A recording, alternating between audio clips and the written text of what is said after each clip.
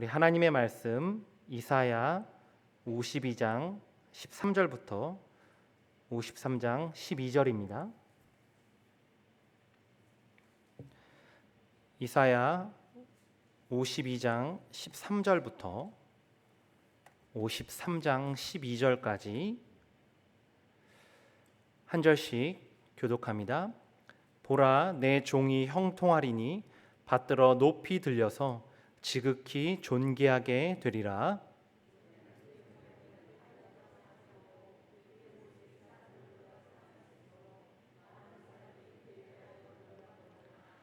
그가 나라들을 놀라게 할 것이며 왕들은 그로 말미암아 그들의 입을 봉하리니 이는 그들이 아직 그들에게 전파되지 아니한 것을 볼 것이요 아직 듣지 못한 것을 깨달을 것임이라.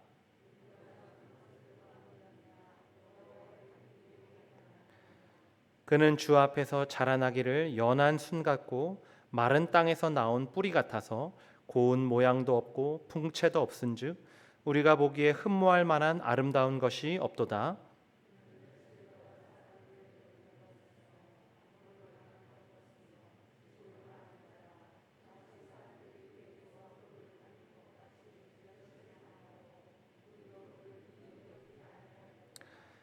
그는 실로 우리의 질고를 지고 우리의 슬픔을 당하였거늘 우리는 생각하기를 그는 징벌을 받아 하나님께 맞으며 고난을 당한다 하였노라.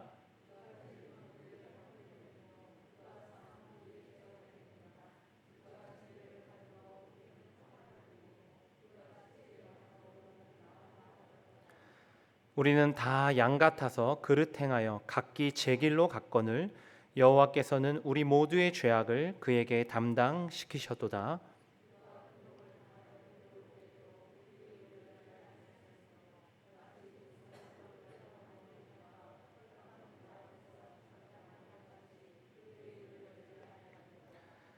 그는 곤욕과 신문을 당하고 끌려갔으나 그 세대 중에 누가 생각하기를 그가 살아있는 자들의 땅에서 끊어짐은 마땅히 형벌받을 내 백성의 허물 때문이라 하였으리요.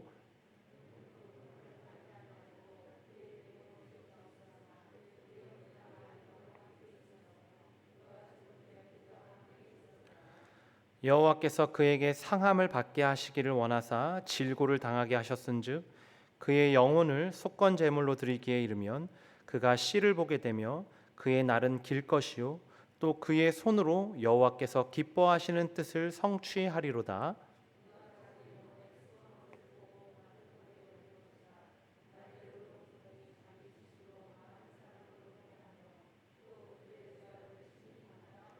함께 봅니다. 그러므로 내가 그에게 존귀한 자와 함께 몫을 받게 하며 강한 자와 함께 탈취한 것을 나누게 하리니 이는 그가 자기 영혼을 버려 사망에 이르게 하며 범죄자 중 하나로 헤아림을 받았음이니라. 그러나 그가 많은 사람의 죄를 담당하며 범죄자를 위하여 기도하였느니라. 아멘. 고난, 묵상, 그리고 삶이라는 제목으로 말씀을 전하겠습니다. 바로 어제죠. 어제 7월, 8월 이어졌던 쭉 이렇게 한 달 넘게 이어졌던 매일 성경 이사야 묵상이 끝이 났는데요. 저는 이 이사야 후반부를 묵상하면서 두 가지 생각을 좀 해봤습니다. 첫 번째 먼저 드는 생각은 이사야서 말씀이 너무 은혜롭다. 현재 코로나 시대에 참 적절하다. 이런 생각이었고요. 하지만 다른 하나는 그런데 은혜로운데 설교하기는 너무 어렵다. 벅차다. 내가 아직 너무 부족하다. 이런 생각이었는데요. 오늘 제가 택한 본문은 이사야서 전체에서도 가장 유명한 구절이죠. 성도님들도 다 한 번 이상은 들어보셨을 겁니다. 그래서 처음에 저도 유명한 본문이기 때문에 택했죠. 설교 본문으로 택했는데요. 이사야서 중 가장 유명한 구절이니까 한 번쯤은 설교해야 하지 않겠나라는 단순한 생각으로 뛰어들었습니다. 하지만 이제 설교 준비하면서 깨달은 거죠. 그게 얼마나 잘못된 선택이었는지. 잘 아는 만큼 익숙하죠. 그러니까 익숙한 본문인 만큼 설교는 지루해지기가 쉽습니다. 저는 뻔한 설교보다는 좀 신선하고 새로운 설교를 해보고 싶었는데 그런 욕심은 곧 좌절과 후회를 낳았는데요. 일단 본문을 제대로 이해하는 데만 거의 한 2주 정도 걸린 것 같습니다. 아마 성도님들은 우리가 읽은 이 본문이 정확하게 예수님을 가리키고 있다고 믿어 의심치 않으실 것입니다. 이사야가 미리 예언한 거죠. 그런데 제가 좀 이제 본문 연구를 해보니까 학자들은 그걸 그렇게 단순히 보지는 않는다는 사실입니다. 가장 유명한 본문이잖아요. 그러니까 얼마나 많은 연구가 있었겠습니까? 국내에 나와 있는 권위 있는 주석들은 제가 거의 다 살펴본 것 같습니다. 심지어 이제 최근에 나온 주석 몇 권을 사기까지도 했는데요. 읽고 또 읽었습니다. 설교 한 편 준비하는데 그렇게까지 하냐라고 생각하실지도 모르겠는데요. 본문 연구를 많이 한다고 설교가 꼭 은혜롭냐? 꼭 그렇지도 않습니다. 그러나 제 개인적으로 알아가는 과정이 참 즐거웠고요. 이사야서에서 가장 유명하면서도 중요한 오늘 본문에 대해서 개인적으로 좀 나름대로 통찰을 얻는 유익한 시간이었습니다. 어쨌든 그 많은 내용들을 제가 어떻게 이 한 편의 설교에다 다 담을 수 있겠습니까? 설교가 그래서도 안 되고요. 하지만 그래도 기왕에 이제 이사야서 53장이라는 이제 유명한 본문에 대해서 설교를 듣게 되시니까 제 판단에 이 정도는 알고 계시면 좋겠다라는 좋겠다라고 생각되는 내용들만 좀 엄선해서 잠깐 이제 들려드리도록 하겠습니다. 물론 좀 어렵게 느껴지실 수도 있는데요. 제가 간추려서 최대한 쉽게 정리해 보려고 노력했으니까 조금만 견디시면서 들어보시면 좋겠습니다. 구약 시대의 오늘 본문이 이 이사야 53장은 구약 시대에는 유대인들이 그렇게 선호하는 구절은 아니었습니다. 실제로 예수님 당시에도 고난받는 종이 메시아에 대한 예언이라고 생각한 유대인은 거의 없었어요. 아시다시피 그들은 다윗의 후손으로 오실 왕적인 메시아죠. 이 왕적인 메시아에 대한 열망으로만 가득했습니다. 하지만 예수님이 부활하신 이후죠. 주님이 부활하신 이후의 사도들은 예수님이 메시아라는 결정적인 증거 본문으로 오늘 본문 이사야서 53장을 제시합니다. 즉 십자가의 죽음과 부활을 통해서 이 예언, 이 본문의 진정한 의미를 깨닫게 된 거죠. 그래서 사실 여전히 유대인들은 지금 메시아를 기다리고 있잖아요. 그런 유대인들에게 오늘 이 본문은 아직까지도 메시아의 예언으로 받아들여지지가 않습니다. 그러나 믿는 우리들, 그리스도인들에게는 오늘 본문은 예수님이 메시아, 예수님이 그리스도시다라는 가장 중요한 근거 구절이 되는 겁니다. 사실 전통적으로 유대교 전승은 이 본문이 이사야 선지자의 순교를 뜻한다고 전했습니다. 그런데 최근의 유대교 학자들은 이 본문이 포로 귀환 시대를 살았던 이스라엘 민족의 고난을 묘사한 거다 이렇게 해석을 해요. 그래서 오늘날 유대인들에게 고난받는 종은 메시아적인 한 인물이라기보다는 대개 이스라엘 민족이라는 이 공동체적 해석이 받아들여집니다. 반면에 우리 그리스도인에게는 이 고난받는 종이라는 것이 메시아를 가리키는 예언적 인물로 해석이 되는데요. 그런데 이 우리 기독교 안에서도 그럼 이 인물이 누구인가에 대해서 학자들의 여러 의견이 있습니다. 물론 그들 모두는 결국은 예수님에 의해서 이 예언이 최종적으로 성취되었음에는 동의해요. 그런데 문제는 이 종이 이사야서 그 구약 자체의 문맥에서 민족을 가리키냐, 한 인물을 가리키냐, 혹은 인물이라면 구약 시대에 1차적으로 성취됐느냐 아니냐 뭐 이런 이제 주장들이 엇갈리는 겁니다. 그래서 어떤 학자는 고난받는 종이 이스라엘 민족을 가리킨다. 이사야 본문 자체에서는 이렇게 공동체적 해석을 지지하고요. 다른 학자는 아니다. 한 인물, 메시아적 인물을 가리킨다. 이렇게 개인적 해석을 지지합니다. 그리고 여기서 개인적인 해석이죠. 하나의 메시아적 인물을 가리킨다고 했을 때 실제로 어떤 학자는 이 고난받는 종이 구약의 역사적 인물이죠. 한 인물.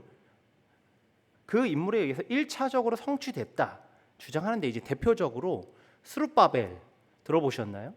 에스라서에 등장하는 포로 귀환 이후에 스룹바벨 성전을 짓는데 헌신했던 지도자죠. 그럼 1차적으로 스룹바벨에 의해서 이게 이 예언이 성취되었다고 주장하기도 합니다. 또 다른 학자는 아니다. 그거는 미래에 오실 예수님을 이사야가 미리 예언한 거다. 그것만을 가리킨다라고 해석합니다. 이처럼 고난받는 종이 누구인가에 대해서 학자들은 생각보다 이건 구약의 문맥입니다. 사실. 그러니까 생각보다 많은 해석들을 내놓았어요. 그러나 우리는 십자가 사건을 믿는 우리들에게 가장 중요한 건 뭡니까? 고난받는 종은 의심할 여지가 없는 예수님에 대한 정확한 예언이라는 사실입니다. 오늘 우리는 그 누구도 이 예언이 예수님을 가리키고 있음을 믿어 의심치 않죠. 물론 이 고난이 역사적 인물인 스룹바벨에 의해서 1차적으로 성취되었을 가능성도 있습니다. 그러나 그 스룹바벨의 순교설은 설득력은 있을 수 있지만 확실히 증명이 안 됩니다. 반면에 고난받는 종에 대한 이 예언이 특별히 예수님 이후 시대를 사는 우리 그리스도인들에게는 주님이 당하신 십자가를 묘사하고 있다는 것이 너무 확실하죠. 너무 확실한 거예요. 그래서 19세기까지 이제 자유주의 신학자들이 판을 치는데 그 신학자들이 이 이사야서가 예수님 시대 이후에 기록됐다고 주장하는 거예요. 너무 이 묘사가 생생하니까 십자가 사건에 대한. 하지만 1951년이죠.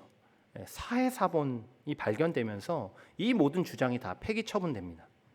이 사해사본은 주전 2세기 기록된 두루마리로 된 구약 성경인데요. 쿰란 광야에서 살던 에세네파라고 들어보셨나요? 이제 그 광야에서 금욕적 생활을 지지하면서 세상을 등지고, 그러니까 세례 요한이 에세네파였다는 주장이 좀 유력한데요. 그런 이제 에세네파 유대 공동체가 기록한 성경입니다. 흔히 이제 쿰란 공동체라고도 부르는데요. 그들이 남긴 이 사해사본은 적어도 예수님이 오시기 100년 전에 기록됐습니다. 이게 모든 고고학자들이 동의하는 바예요.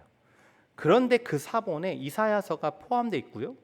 거기에는 지금 우리가 보고 있는 이 성경에 동일한 내용이 기록되어 있었다는 겁니다. 그러니까 예수님 오시기 100년 전에.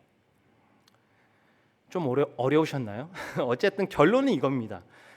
신약 성경, 누가도 바울도 베드로도 요한도 다 예수님이 바로 오늘 본문이죠.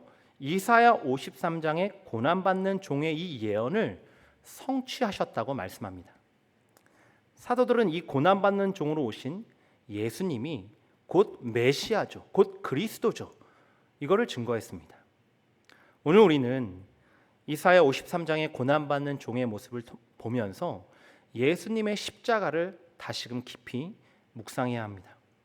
우리가 확실하게 붙잡아야 할 것은 이 예언이 예수님을 가리키고 있고 그리스도의 십자가로 완전히 성취되었다라는 복음입니다.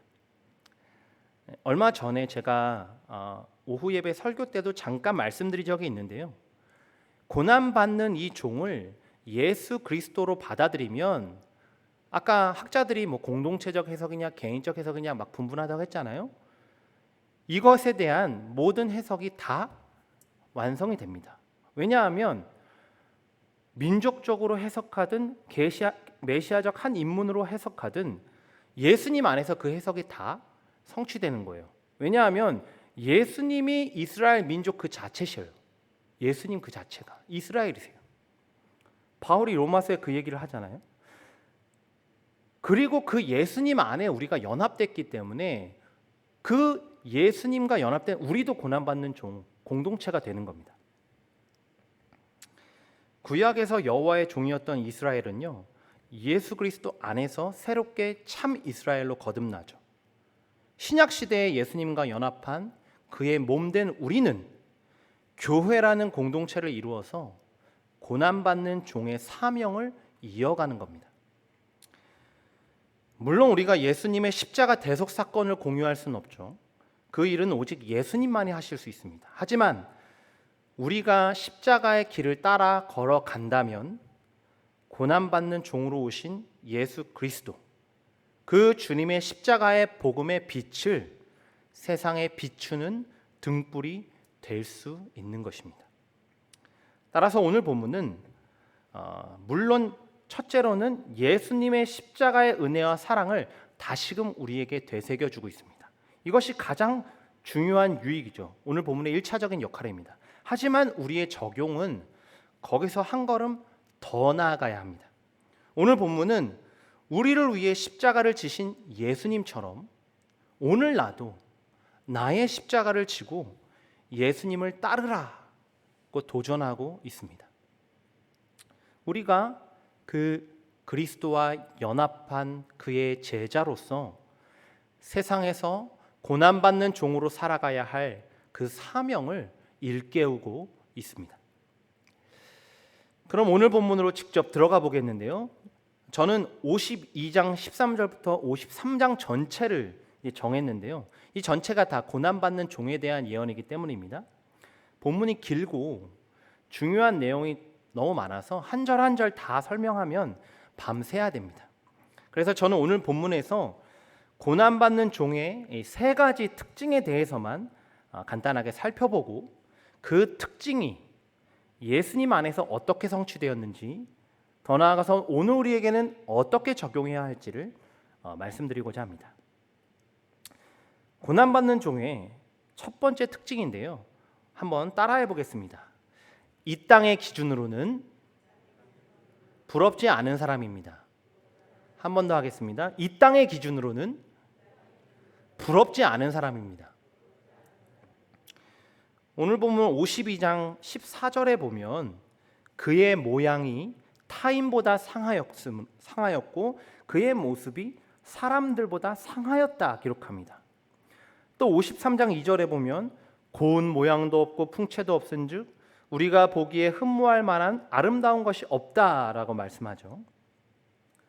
14절과 2절에 두 번 모양이라는 단어가 반복됩니다. 모양. 이 단어는 단순히 외모, 그러니까 육체의 생김새를 뜻하지 않습니다. 이 단어는 오히려 그 사람이 처한 상태, 특별히 육체적인 상태를 뜻하는 단어예요. 그래서 14절에 상하였다라고 두 번 반복해서 그 고난받는 종의 육체적 상태를 묘사하고 있습니다. 또 2절에 연한 수는 어린 묘목을 가리키고요. 마른 땅에서 나온 뿌리라는 것은 말라 비틀어진 뿌리, 그러니까 즉 많이 상한 상태를 비유한 겁니다. 그러니까 고난받는 종은 어린 묘목처럼 사람들에게 볼품 없어 보이고 마른 땅에서 나온 뿌리처럼 육체가 많이 상한 상태다, 이런 뜻입니다. 오늘 우리는 예수님이 그렇게 이 땅에 오셨고 사셨음을 잘 알고 있습니다.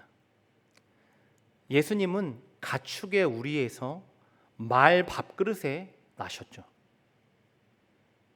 유대 사회에서 촌구석이라고 천대받던 나사렛 출신의 목수셨습니다.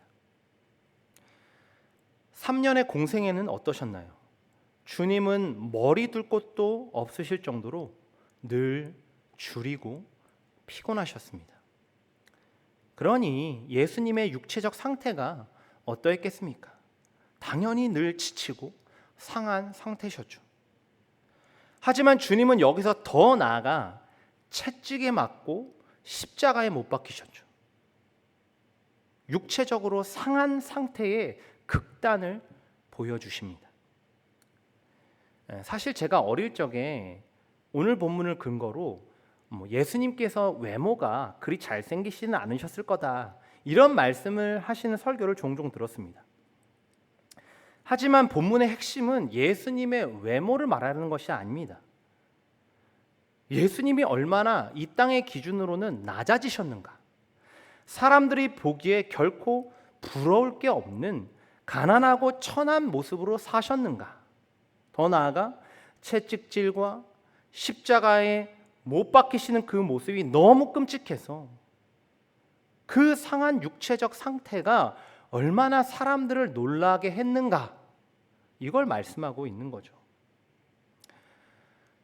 예수님은 고난받는 종으로 낮아지셨습니다. 주님의 탄생부터 전 일생, 그리고 그 절정인 십자가는 결코 이 땅의 기준으로는 흠모할 만한 아름다운 것이 단 하나도 없었습니다. 중요한 것은 그 주님 안에 있는 연합한 고난받는 종으로 부름받은 오늘 우리의 가치관입니다. 오늘 우리의 가치관. 그리스도인은 이 예수님처럼 낮아져야 하죠. 예수님처럼 자기 십자가를 지고 주님을 따라야 합니다. 그런데 오늘 우리는 이 땅의 기준으로 낮아지는 삶을 살기보다는 모든 사람들이 흠모할 만한 삶을 나도 지향하고 있지는 않습니까? 세상 사람들과 똑같이 많이 가지기 위해, 높아지기 위해, 내 만족을 위해 살고 있지는 않은지요. 물론 일부러 삶을 고통스럽게 하거나 티베트 승려들처럼 고행을 하라는 뜻이 아니죠. 그리스도인으로서의 우리의 인식, 가치관, 곧 정체성과 삶의 방향을 제대로 잡고 있느냐는 것입니다. 오늘 우리도 고난받는 종으로 부름을 받았습니다. 그 종은 이 땅의 기준으로는 그다지 부러운 사람이 아닙니다. 하지만 분명히 예수님께서 가신 길이고 그 길을 따르는 제자인 우리의 정체성입니다. 그래서 바울은 초대교회 당시에 참 낮고 천한 모습이었던 성도들을 이렇게 위로했습니다. 고린도전서 1장 26절부터 29절인데요. 우리 함께 읽으며 주님이 주시는 위로를 받으시길 바랍니다. 함께 읽습니다. 형제들아, 너희를 부르심을 보라. 육체를 따라 지혜로운 자가 많지 아니하며 능한 자가 많지 아니하며 문벌 좋은 자가 많지 아니하도다. 그러나 하나님께서 세상의 미련한 것들을 택하사 지혜 있는 자들을 부끄럽게 하려 하시고 세상의 약한 것들을 택하사 강한 것들을 부끄럽게 하려 하시며 하나님께서 세상의 천한 것들과 멸시받는 것들과 없는 것들을 택하사 있는 것들을 패하려 하시나니 이는 아무 육체도 하나님 앞에서 자랑하지 못하게 하려 하심이라. 아멘. 고난받는 종의 두 번째 특징은요, 따라해 보시죠. 타인을 위해 고난받는 사람입니다. 한 번 더 하겠습니다. 타인을 위해 고난받는 사람입니다. 오늘 본문에 계속 반복되는 내용이 있는데요. 4절에 보시면 그는 실로 우리의 질고를 지고, 또 5절이죠. 그가 찔림은 우리의 허물 때문이요 그가 상함은 우리의 죄악 때문이라. 6절입니다. 여호와께서는 우리 모두의 죄악을 그에게 담당시키셨도다. 8절이죠. 마땅히 형벌받을 내 백성의 허물 때문이라. 10절입니다. 그의 영혼을 속건 제물로 드리기에. 11절. 그들의 죄악을 친히 담당하리로다. 마지막 12절입니다. 그가 많은 사람의 죄를 담당하며. 무려 7번이나 동일한 내용이 반복되고 있습니다. 이게 무엇입니까?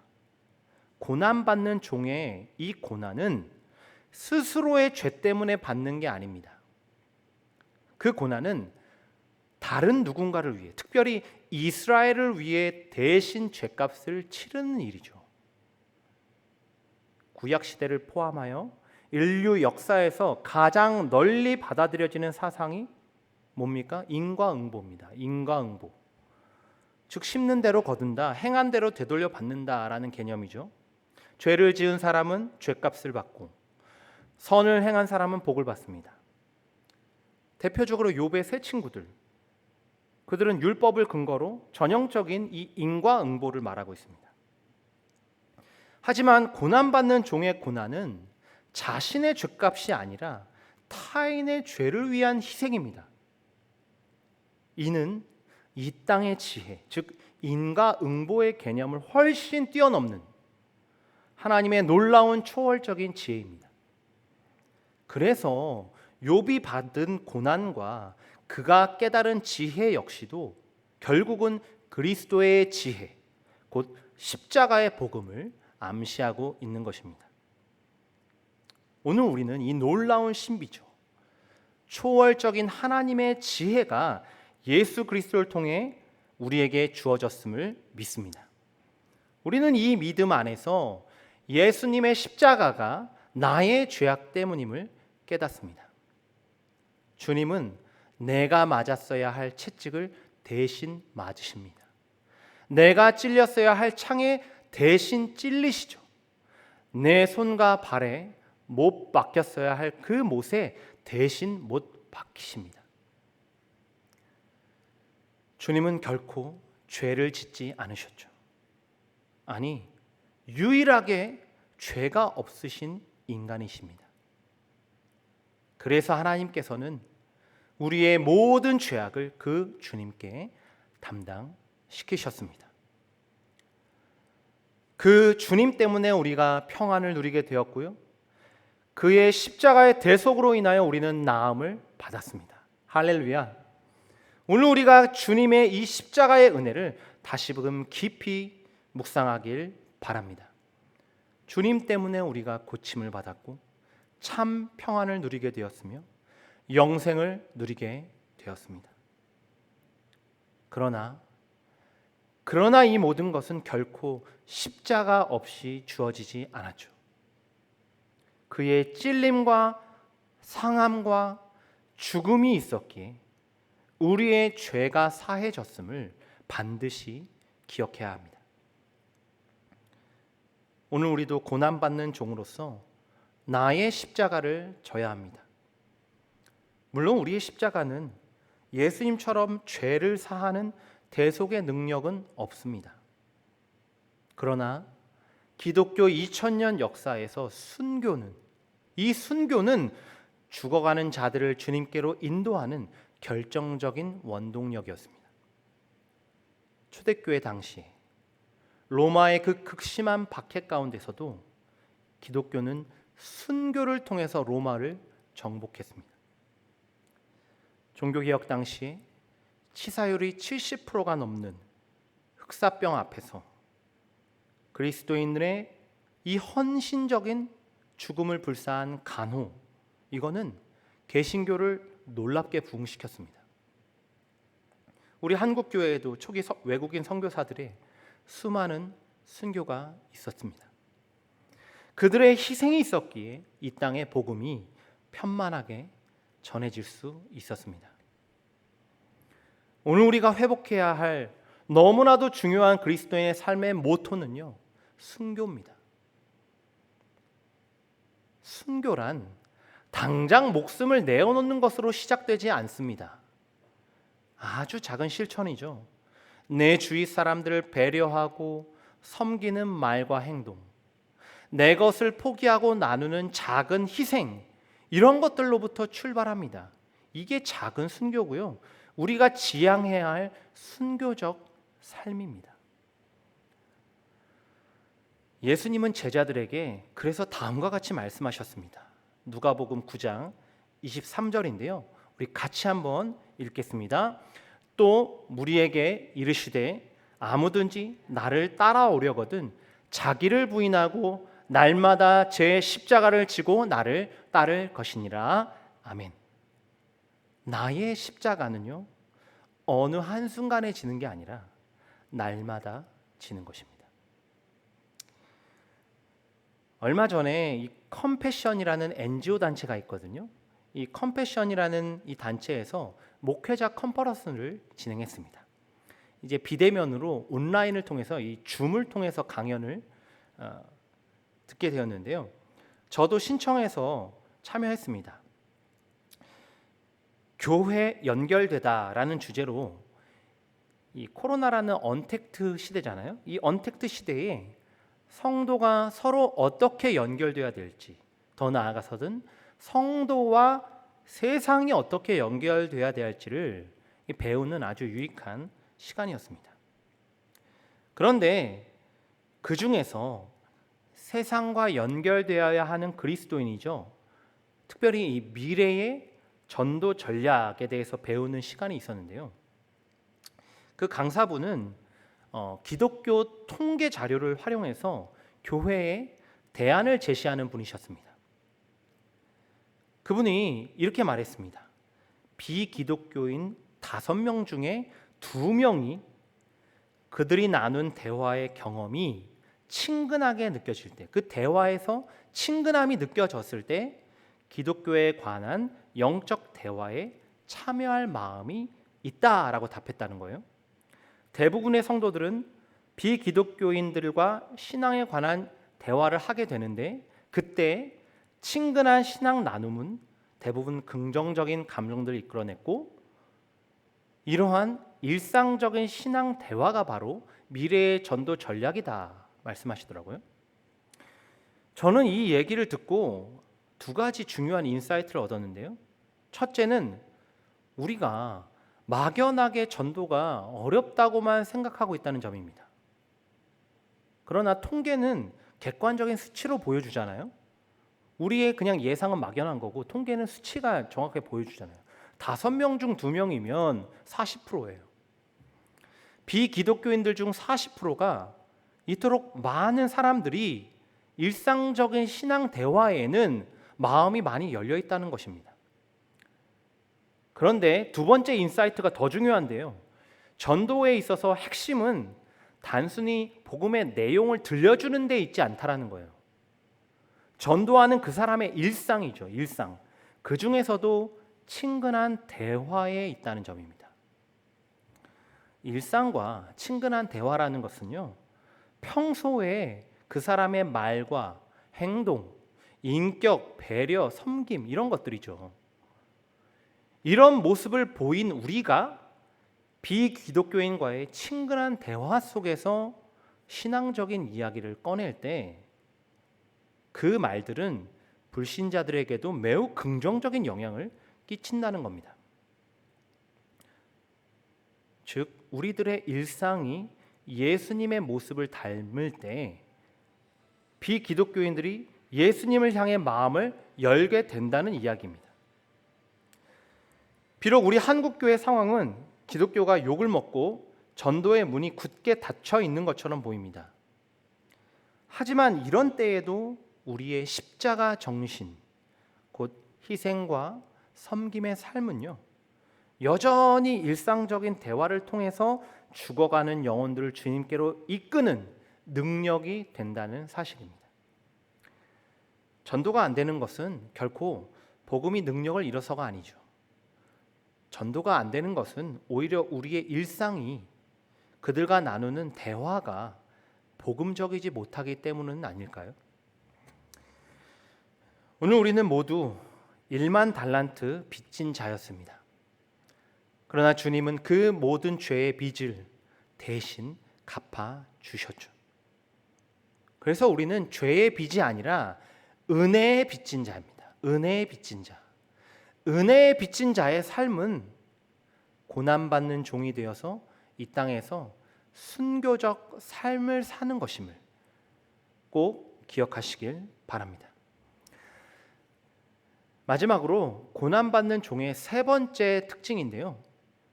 한번 따라해 보겠습니다.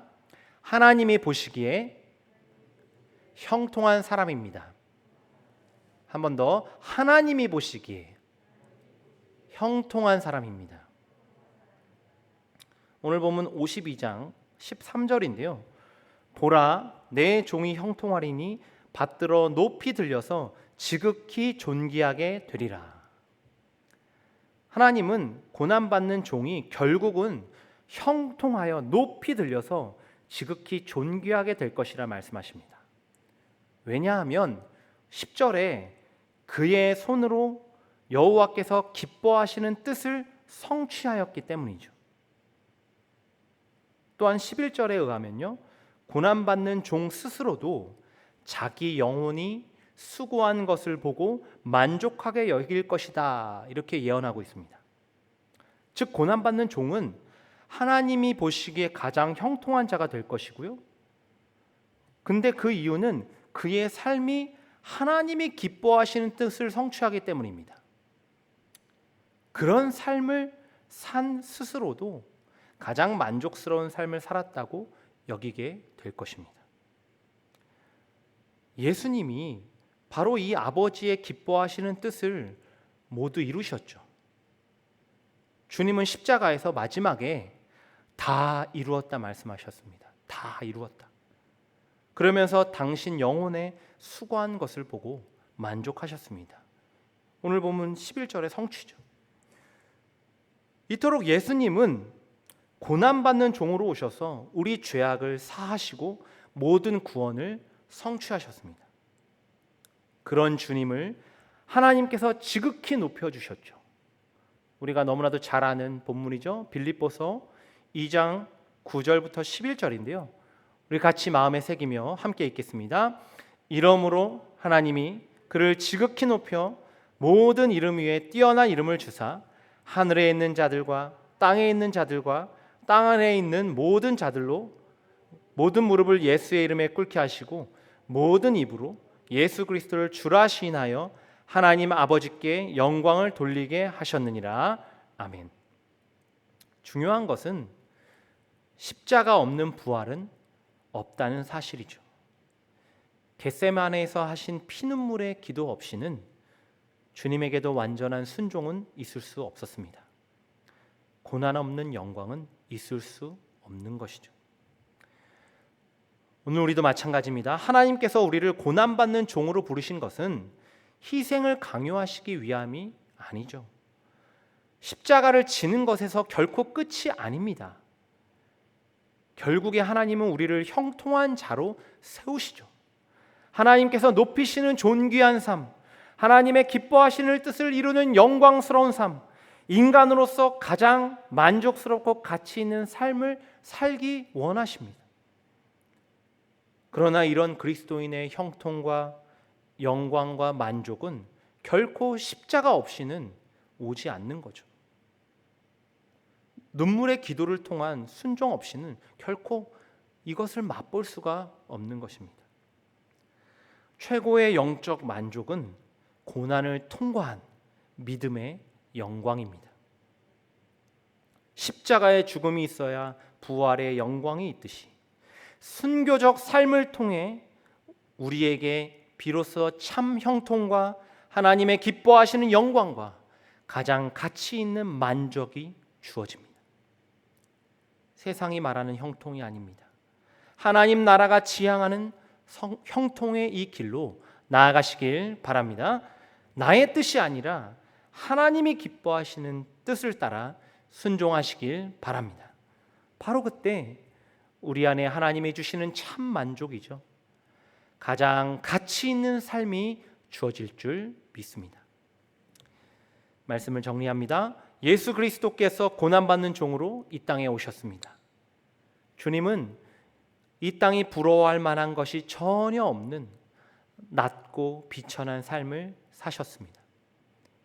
심지어 우리의 죄악을 위해서 십자가의 고통과 죽음을 감당하셨습니다. 하지만 그런 예수님을 하나님께서는 가장 형통한 자로 지극히 높이 세워주셨죠. 부활하시고 승천하셔서 이제는 하나님 우편에 앉아 가장 영광스러운 통치자로 오늘도 주님은 온 우주를 다스리고 계십니다. 오늘 우리도 그 주님 안에서 고난받는 종으로 살아가길 원합니다. 세상 사람들이 부러워할 삶이 아니라 하나님이 기뻐하시는 삶을 사시길 바랍니다. 낮아짐과 희생과 섬김, 이러한 순교적 삶의 작은 실천으로 주변 사람들에게 나아가시길 바랍니다. 바로 그때 우리를 통해서 죽어가던 그들이 주님께로 나오게 될 줄 믿습니다. 더 나아가 우리 스스로도 가장 가치 있고 만족스러운 삶, 하나님의 영광을 드러내는 삶을 살게 될 줄 믿습니다.